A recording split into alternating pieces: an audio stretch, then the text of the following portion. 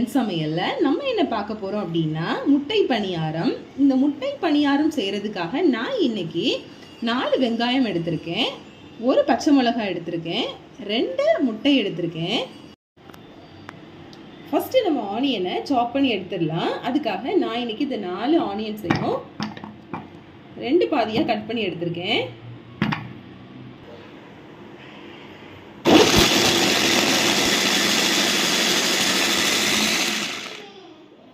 பாருங்க, நம்மளோட சாப்பர் நல்லா குட்டியாக கட் பண்ணி கொடுத்துருச்சு.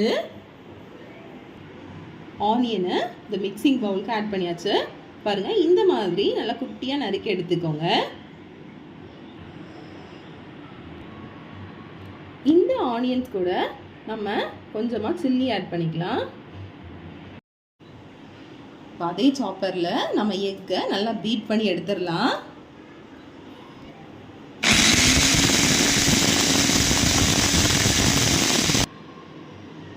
எக்கை நல்லா பீட் பண்ணியாச்சு. இப்போ அந்த மிக்சிங் பவுலில் அந்த எக்கை சேர்த்துடலாம்.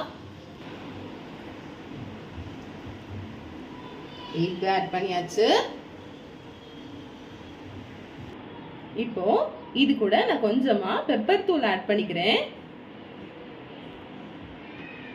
தேவையான உப்பு ஆட் பண்ணிக்கலாம். ஒரு பிஞ்ச் மஞ்சள் தூள்.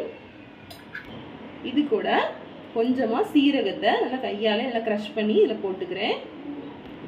இப்போ இதை நல்லா மிக்ஸ் பண்ணிடலாம்.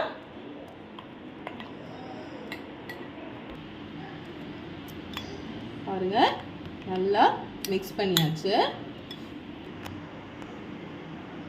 நல்லா மிக்ஸ் பண்ணியாச்சு.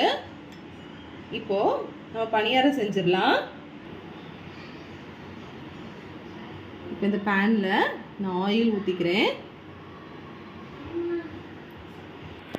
எண்ணெய் நல்லா ஹீட் ஆயிடுச்சு. இப்போ நம்ம இதில் ஆட் பண்ணிடலாம்.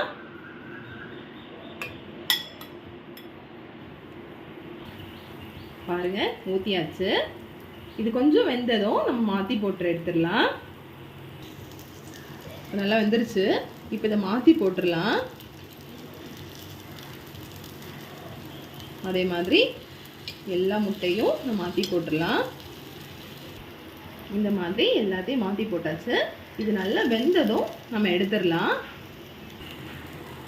யூஸ்வலாக நம்ம எக் ஆம்லேட், ஹாஃப் பாயில் இதுதான் நம்ம செஞ்சு கொடுக்குறோம். ஸோ இந்த மாதிரி டிஃப்ரெண்ட்டாக செஞ்சு கொடுக்கும்போது வீட்டில் உள்ளவங்க ரொம்ப விரும்பி சாப்பிடுவாங்க. கட்டாயமாக இந்த ரெசிபியை நீங்கள் வீட்டில் ட்ரை பண்ணுங்கள். தேங்க்யூ. God bless you.